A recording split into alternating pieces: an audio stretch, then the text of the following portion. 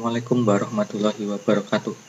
Selamat datang mahasiswa dalam kuliah online PBKI TNG untuk mata kuliah kependudukan yang diampu oleh saya, Pak Chandra Ragil.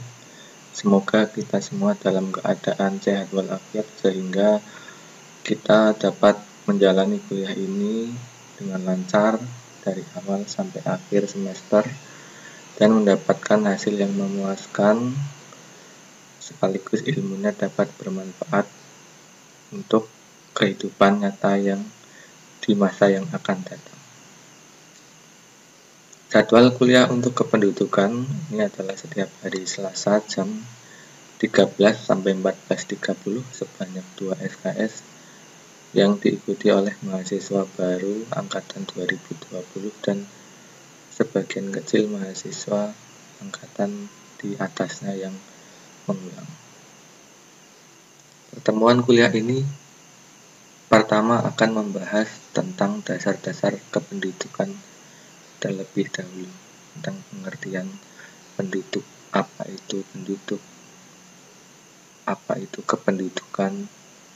Kita mulai pertama dari pengantar dulu, pengertian penduduk, apa itu penduduk. Pengertian penduduk menurut Undang-Undang Dasar 1945 Pasal 26 Ayat 2 menyebutkan bahwa penduduk adalah warga negara Indonesia dan orang asing yang bertempat tinggal di Indonesia. Jadi menurut UUD tersebut menyebutkan bahwa yang dinamakan penduduk tidak harus warga negara Indonesia, bisa juga adalah warga negara asing, asalkan dia bertempat tinggal di Indonesia. Maka walaupun dia warga negara Indonesia tetapi tinggalnya tidak di Indonesia, maka berdasarkan pengertian penduduk menurut UUD 45 tersebut, dia bisa dikatakan bukan sebagai penduduk. Kemudian pengertian lain penduduk menurut BPS, Badan Pusat Statistik, yaitu semua orang yang berdomisili di wilayah geografis Republik Indonesia selama 6 bulan atau lebih, atau juga bisa kurang dari 6 bulan tetapi bertujuan menetap. Selanjutnya ada pengertian penduduk menurut Badan Kependudukan dan Catatan Sipil, yaitu penduduk adalah orang yang mempunyai KTP dan atau mempunyai kartu keluarga. Artinya dia syaratnya harus beridentitas, identitas resmi yang diakui di Indonesia, yaitu KTP, kartu tanda penduduk. Dari berbagai pengertian tentang penduduk yang tadi telah disebutkan, bisa disimpulkan bahwa penduduk memiliki kriteria-kriteria tertentu. Yang pertama, penduduk itu harus tinggal di suatu tempat, mendiami tempat tertentu. Menetapnya berapa lama? Menetapnya ada batasan waktu seperti yang dikatakan tadi oleh BPS, minimal 6 bulan. Dan harus ada bukti berupa identitas yang umumnya berupa KTP. Maka itu baru sah dikatakan sebagai penduduk. Jika tidak memenuhi syarat-syarat tersebut, maka seseorang tidak tepat untuk dikatakan penduduk. Ilmu terkait penduduk dibagi menjadi dua macam. Yang pertama demografi, yang kedua adalah ilmu kependudukan atau studi kependudukan. Kita bahas mulai dari demografi dulu. Pengertian demografi yaitu ilmu yang mempelajari tentang struktur dan proses penduduk. Struktur itu misalnya jumlah, persebaran, dan komposisi penduduk. Proses penduduk misalnya berupa kelahiran, kematian, dan migrasi penduduk. Dari struktur dan proses penduduk itu akan membentuk dinamika, perubahan, bisa bertambah, bisa berkurang, yang bervariasi. Perbedaan tersebut atau variasi tersebut akan menghasilkan angka-angka atau matematis yang bisa dihitung secara statistik penduduk.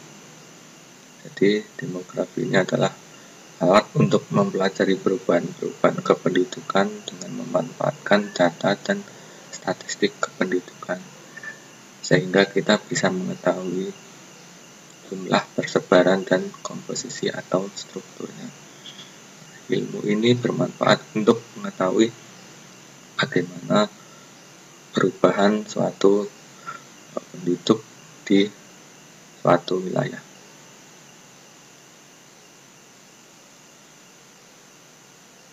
Selanjutnya, ilmu terkait kependudukan yang berikutnya adalah studi kependudukan. Mencakup analisis yang bertujuan memperoleh informasi dasar tentang distribusi penduduk, karakteristik, dan perubahan-perubahannya. Jadi ini lebih ke memahami struktur dan proses kependudukan di suatu daerah dari sisi faktor non-demografis, misalnya sosial budaya yang ikut dilibatkan. Dalam ilmu kependudukan tidak selalu berupa angka-angka matematis. Jika digambarkan dalam bentuk diagram, maka bisa kita lihat seperti yang ditampilkan dalam slide, menunjukkan bahwa variabel demografi merupakan bagian dari variabel-variabel disiplin lain. Misalnya,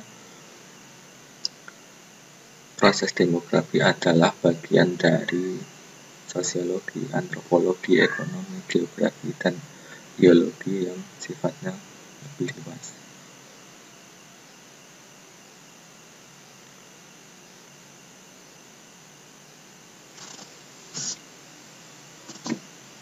Lingkaran 2 yang lebih luas tersebut adalah variabel-variabel yang dikaji dalam studi kependudukan. Cakupannya lebih luas, meliputi banyak bidang, sedangkan kajian demografi hanya berkutat pada karakteristik penduduk dan proses yang mengikutinya.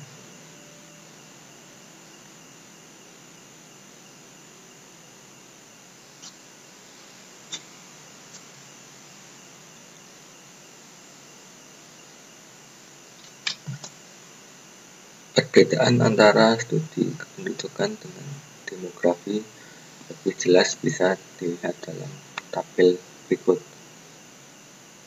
Misalnya, dalam demografi membahas tentang komposisi umur, tingkat kelahiran, kematian, sedangkan dalam studi kependudukan mempelajari tentang misalnya faktor-faktor apa yang menyebabkan perubahan itu terjadi, perubahan demografi itu terjadi karena apa.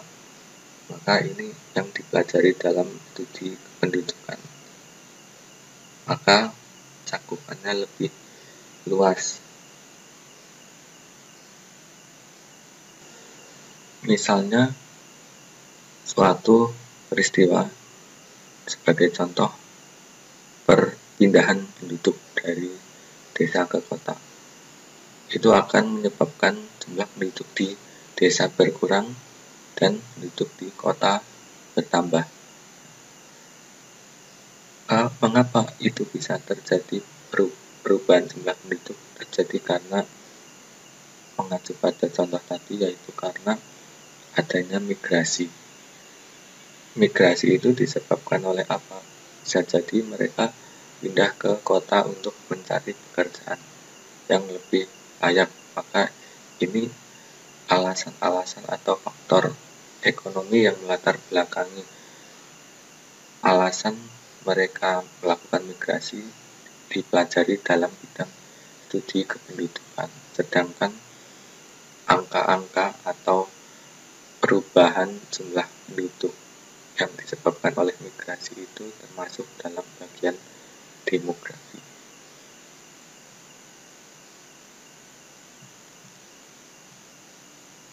Lalu apa kaitannya kependudukan dan demografi dalam PWK? Ini sangat berkaitan karena suatu gejala fenomena alam pasti terjadi karena ada faktor. Tanpa ada penyebab, maka kejadian tidak terjadi.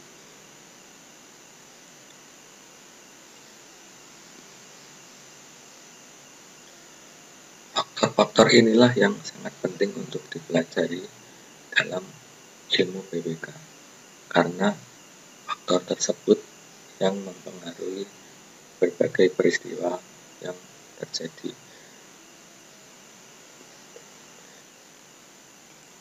Sementara sampai di sini dulu materinya, sampai pada peran kependudukan dan demografi dalam PWK. Untuk lebih mendalamnya silakan dipelajari lebih lanjut. Baik, sementara untuk pertemuan pertama mata kuliah kependudukan saya akhiri.